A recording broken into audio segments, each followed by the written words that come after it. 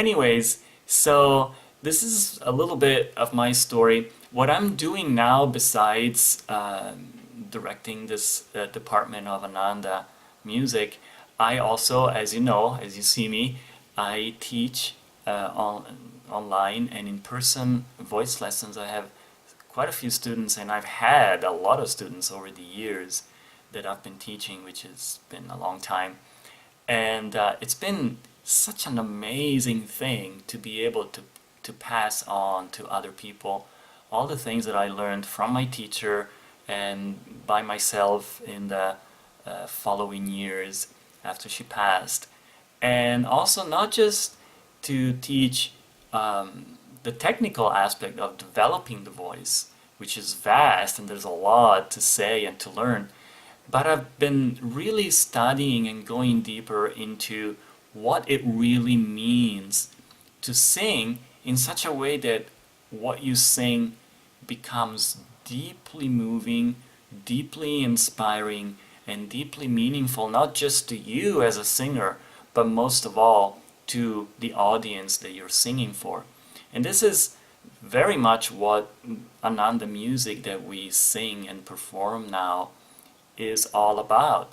The composer and founder of Ananda, Swami Kriyananda, who wrote this music, really didn't write it just for the heck of writing music or so that the Ananda musicians would have something to do. He wrote it because he was trying to find every possible tool, every possible way to help people, to uplift their consciousness, to inspire them to something higher and more beautiful and deeper.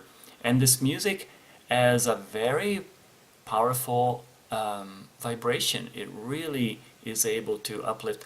Just the other night, I had an interesting experience with this, and you would think that I should be used to it by now after doing it for such a long time. But still, I was very impressed. My wife and I led a sing-along here of Ananda music, so there's a lot of guests this week here where we live, coming from out of town. And so we had this night where we projected words of the songs on the wall, and people would choose songs and the words would be projected, and so everybody sang together, just very informally. And for some reason, for about 2 or 3 days before that event, I had been in a really funky mood. I was feeling like irritated. Everything and everybody seemed to irritate me, and it's very unusual for me. I'm usually very cheerful and light, but for some reason something was going on and I just couldn't snap out of it. And then we got to this sing-along that lasted just an hour. For an hour we just sang this music, one song after another. And at the end I realized I was just fine. Not only fine, I was so happy. And I'm still feeling this way. This happened 2 days ago, 2 nights ago. And I'm still feeling the results of that. And that once again gave me such an amazing experience of what this music can do. It is really powerful. And it's not like you go in with the idea, okay, now I'm gonna sing and I'm gonna feel better. I was not feeling that way. I was not really in the mood of leading a sing-along at all. I was just like, I really wish I could just stay home tonight. But I had to go, and we did it, and it was so amazing.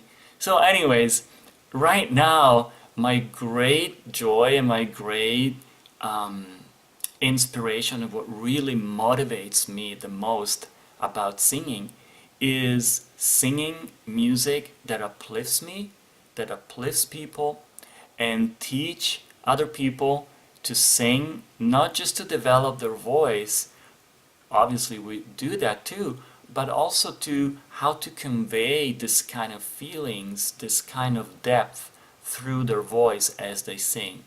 And this has been such an incredible journey, and I must say that it's been way more fulfilling and rewarding than I could have possibly imagined when I started.